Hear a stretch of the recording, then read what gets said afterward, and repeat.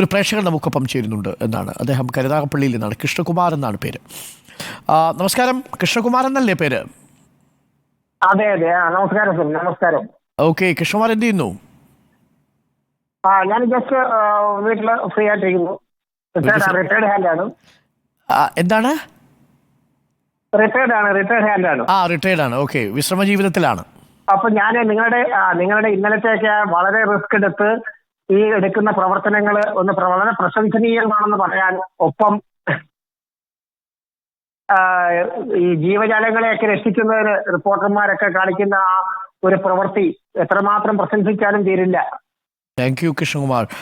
തീർച്ചയായും ഞാൻ മറ്റൊരു കാര്യം ഓർമ്മിപ്പിക്കാനുണ്ട്. ശാസ്ത്രീയമായി പറയുമ്പോൾ തീർച്ചയായിട്ടും ഈ ദുരന്ത മുഖത്ത് ജീവജാലങ്ങൾ വളരെ മുന്നേ തന്നെ ഇതിന്റെ വിവരങ്ങളെല്ലാം അറിയാൻ അവയ്ക്ക് കഴിയുമായിരുന്നു. അതെ അതെ, അത് മനുഷ്യരെ പല രീതിയിൽ അത് ധരിപ്പിക്കാൻ ശ്രമിക്കുകയും ചെയ്യും, ശബ്ദം കൊണ്ടും അതിന്റെ പ്രവർത്തനങ്ങൾ കൊണ്ടും ഒക്കെ.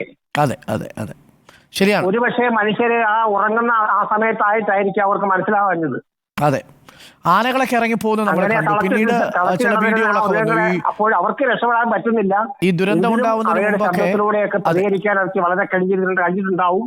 അത് മനസ്സിലാക്കാൻ മനുഷ്യന് സാധിക്കാഞ്ഞത് കൊണ്ടാണ്. അല്ലെങ്കിൽ ദുരന്തമുഖത്തുനിന്ന് ഒരുപാട് പേർക്ക് അങ്ങനെയെങ്കിലും രക്ഷപ്പെടാനൊക്കെ സാധിക്കുമായിരുന്നു. ശരിയാ, ഭൂമിയുടെ ചെറിയ അനക്കം, ഉരുൾപൊട്ടലൊക്കെ ചില ജീവികൾക്ക് തിരിച്ചറിയാൻ കഴിയുന്നു എന്ന് കേട്ടിട്ടുണ്ട്. മാത്രമല്ല എന്നെ അത്ഭുതപ്പെടുത്തി എന്താ അറിയാമോ കൃഷ്ണകുമാർ, ഈ സ്ഥലത്ത് ധാരാളം ആനകൾ ഇറങ്ങുന്ന ഒരു സ്ഥലമാണ് ഈ പുഞ്ചിരിമട്ടം. വളരെ മുന്നേ തന്നെ അറിയാൻ സാധിക്കും. അതെ അതെ, അപ്പോൾ ഈ ആനകളൊക്കെ കൂട്ടത്തോടെ രക്ഷപ്പെട്ടു. ഈ ചില ജീവജാലങ്ങളൊക്കെ ബഹളം ഉണ്ടാക്കിപ്പോയി. ആളുകളൊക്കെ അങ്ങനെ കഥകളൊക്കെ തുറന്നു നോക്കി. പക്ഷെ അപ്പോഴേക്കും വലിയ മരത്തടികളും പാറകളും ഒക്കെ അല്ലേ, നമുക്ക് ഊഹിക്കാൻ കഴിയുന്നതിനും അപ്പുറം ആ ദൃശ്യങ്ങളിലൊക്കെ കണ്ടിട്ടുണ്ടാവില്ല കൃഷ്ണകുമാർ. Thank you Krishnakumar. തീർച്ചയായും സഹജീവികൾക്കൊപ്പം ശ്രീ അർജുന്റെ നേതൃത്വത്തിൽ ആ പശുക്കുട്ടികളെ രക്ഷിക്കുന്നത് കണ്ട് ഞാനും വളരെ നേരം രാവിലെ തൊട്ടേ TV കണ്ടുകൊണ്ടിരിക്കുന്നതാണ്. അപ്പോൾ ഇത് കണ്ടപ്പോൾ വളരെയധികം പ്രശംസനീയമായ പ്രവൃത്തികളാണ് ചെയ്യുന്നതെന്ന് മനസ്സിലായി. വീട്ടിൽ പശു ഉണ്ടോ കൃഷ്ണകുമാറിന്റെ? എനിക്ക് ഉണ്ട്. എനിക്ക് തോന്നി ഈ സഹജീവികളോട് സ്നേഹമുള്ള വീട്ടിൽ എന്തെങ്കിലും ഒരു ചെറിയ പട്ടിക്കുട്ടിയൊക്കെ ഉണ്ട്. വളരെ സ്നേഹത്തോടെ വളർത്തുന്നു. നമുക്ക് അതുപോലുള്ള സ്നേഹം തരുന്നുണ്ടവ. ഞങ്ങളൊരു റിക്വസ്റ്റ് വയ്ക്കാം. അങ്ങ് CMDRFന്റെ ഫണ്ടിൽ വിശ്വസിക്കുമല്ലോ എന്ന് അറിയില്ല. വിശ്വസിക്കണം എന്നുള്ളതാണ് ഞങ്ങളുടെയൊക്കെ ഒരു ആവശ്യം. അത്യാവശ്യം ഒരു സംഭാവനയൊക്കെ കൊടുക്കണം അങ്ങും, തീർച്ചയായിട്ടും. ആയിക്കോട്ടെ. ഞാൻ സ്വല്പമൊക്കെ എഴുതിയൊക്കെ ചെയ്യും. ഞാൻ പുസ്തകങ്ങൾ കുട്ടികളുടെ ഒരു ക്യാമ്പിൽ നിന്ന് കുട്ടികളുടെ റിക്വസ്റ്റ് കണ്ടു. ടെക്സ്റ്റും ഒക്കെ ആവശ്യമുണ്ടെന്ന്. അതെ, ടെക്സ്റ്റ് ബുക്കൊക്കെ അയച്ചു കൊടുക്കും. ഓക്കെ, സന്തോഷം. നല്ല കാര്യം അയച്ചു കൊടുക്കാൻ ശ്രമിക്കാം. വളരെ നല്ല പ്രശംസനീയമായ പ്രവർത്തനം.